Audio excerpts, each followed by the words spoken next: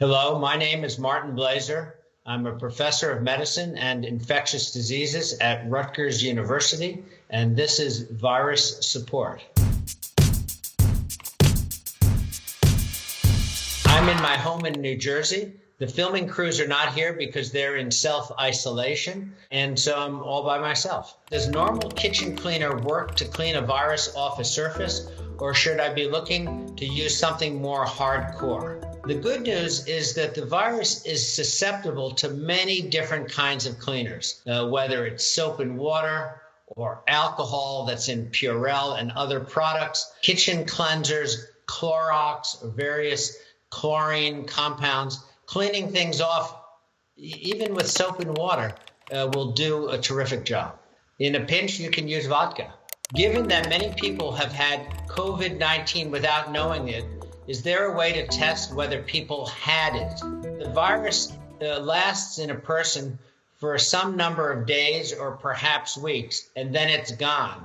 After a few weeks, there'll be no way to detect the virus itself, but one can detect the antibody response to the virus. And laboratories, including our labs at Rutgers, are developing antibody assays, so we will be able to tell who's had the infection. We generally believe that everyone who's had the infection is now immune so that they will never get it again. If we're washing hands when we come home from outside, shouldn't we be washing clothes too? I'm not aware of evidence that the virus ever has been transmitted from clothing. And I think if it occurs, it's very infrequent. You perhaps can lower the risk from clothing by not shaking it in the air. That might dislodge the virus. Clothing turns out to be very sticky for viruses. So if a virus gets to the clothing, it'll probably stay there unless you dislodge it.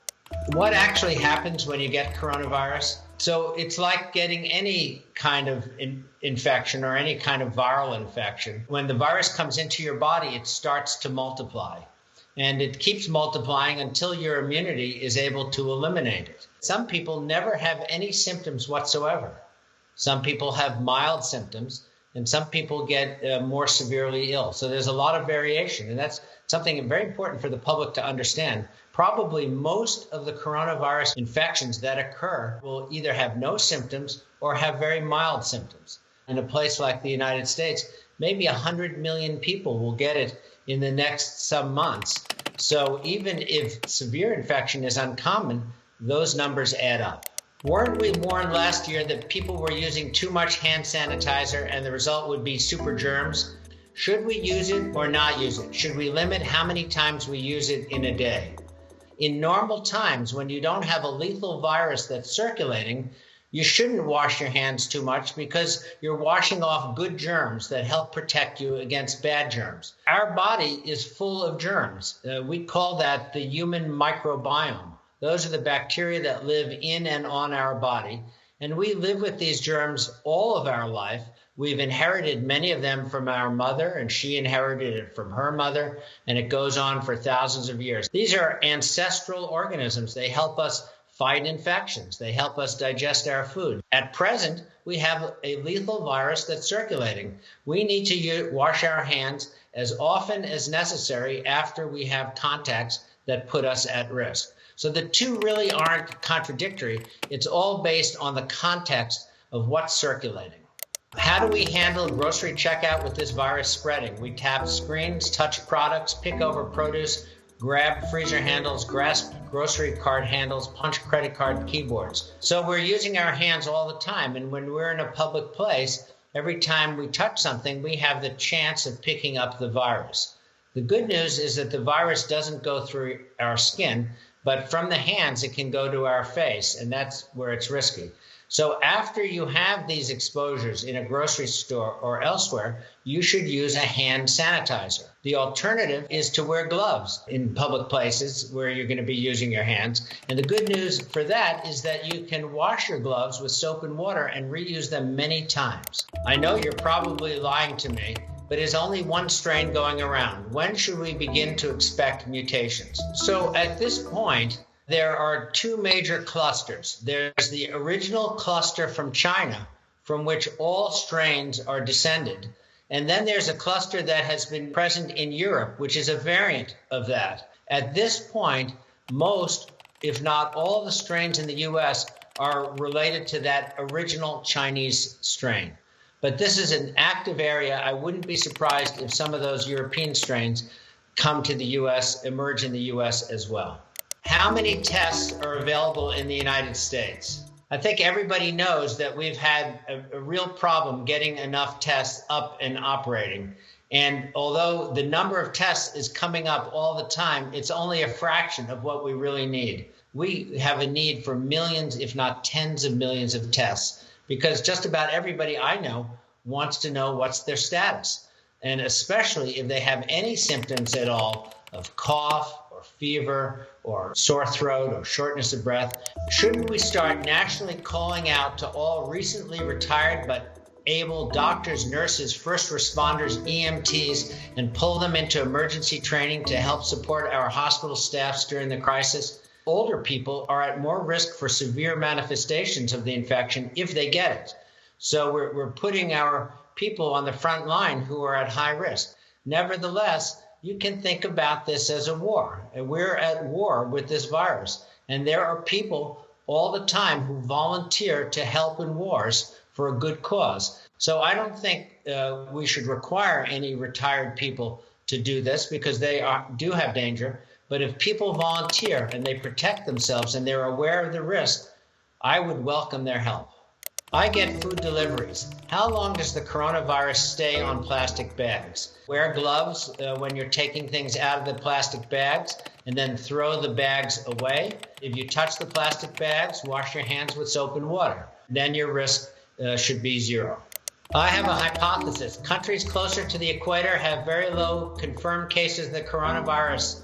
What if the heat from the sun minimizes the rate of the spread? It may be that living in warm climates will decrease how much virus infection there is. The virus has come to parts of the world where it is warm, so it's not that there's no coronavirus, but it's possible that the spread will be less. And that's why when warm weather comes, that may be one of the reasons why in temperate parts of the world, viral infections go down. The flu comes once or twice a year, then goes away. Corona is contact with any person infected. Right. So my question is this. Can you keep getting corona every time you fight it off and then getting it again whenever you're around another infected person? If you get one particular viral type, in general, you're immune for the rest of your life to that type. But new types keep emerging. So this one, SARS-CoV-2, that's a brand new virus. It's never been present in humans before. And that's one of the reasons that it's so infectious, because no one has any immunity to this virus until they acquire it. What we can predict, if this virus is like all other viruses, and we think that it is, if someone becomes infected, they will never get this virus again. Now, if 1 or 2 years from now, a variant of this virus emerges that is significantly different than the first one, then they could get that one. That's a little like what happens with flu. Whether this corona will lead to a whole cycle like influenza does, or whether this is a one-time event, nobody knows. What if you have a cold or regular seasonal flu? Can you get the coronavirus on top?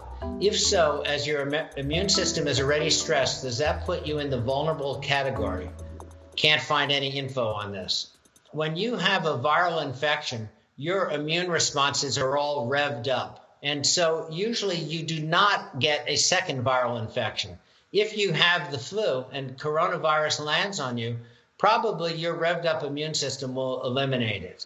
Now, we don't know that for sure, but that's based on our general understanding of infectious diseases. Does the coronavirus have a lifespan, or will it be seasonal? A virus like the coronavirus will keep spreading to people until it runs out of somebody to go to. That's why social isolation and quarantine is so effective. We want to have as many dead-end infections as possible. The virus will keep spreading if somebody has the virus and they're in contact to someone who is susceptible, that is not immune. So one of the ways that epidemics end is that over time, the level of immunity in the population builds up. Generally, epidemics end when 50 to 70% of the population become immune to the virus. That's for a virus like influenza, and that's what we would expect for here.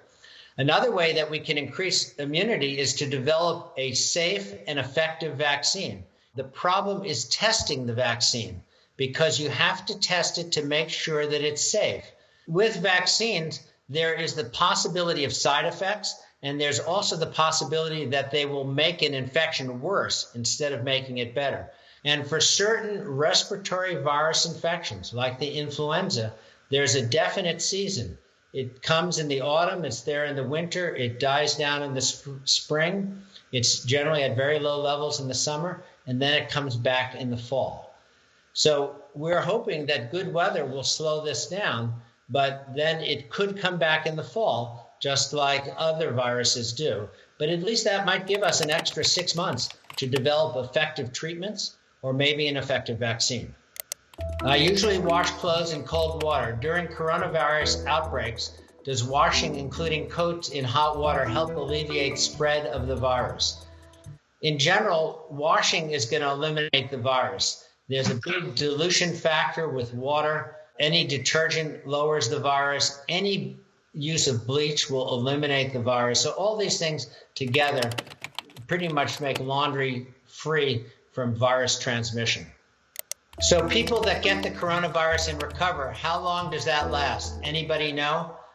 One factor about this virus is that the clinical course is extremely variable. That ranges from people having no symptoms at all, and many young children are infected with the virus. They have no symptoms, but they can spread it to people who have mild illness that lasts 3 days or a week, and some people are sick enough to be hospitalized, go to the ICU, and some people die as well. So there's tremendous variability. If you get the virus and you recover, you should be immune. You will never get the virus again. Then, if somebody's sick, you can help take care of that person because you're not going to become infected. So I'm assuming coronavirus is the 0.01% that soap, sanitizers, and disinfectants can't kill.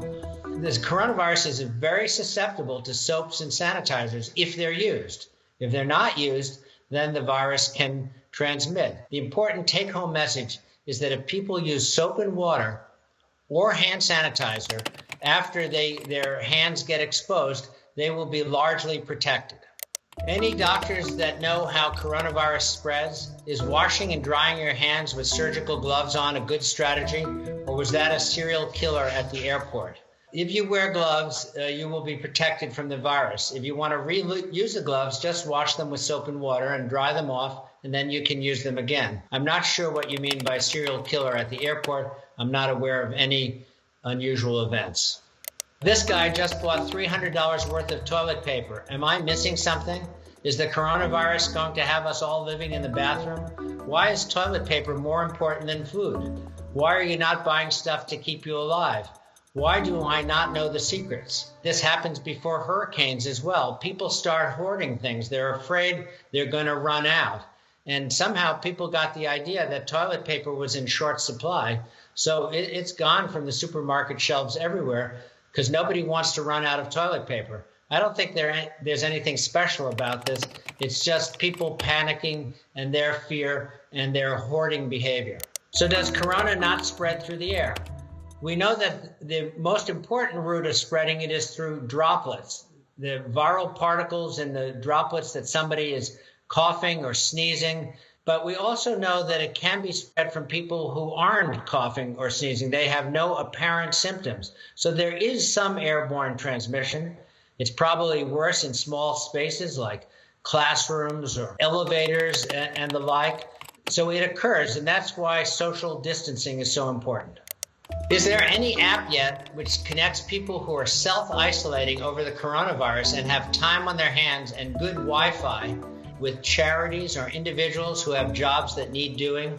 And if not, can someone please build one? I think that's a great idea. You know, when you have a calamity like this, there are all kinds of new opportunities. Necessity is the mother of invention. And probably in this terrible calamity, there will be some good that comes out of it. I've been an infectious disease specialist for more than 40 years. This is unprecedented in my career. And I think it's really unprecedented in the last century. We have to go back to the very terrible outbreak of flu around the world in 1918, 1919 to see something of this scale and consequence. Social distancing, isolation, quarantining, these are all very important.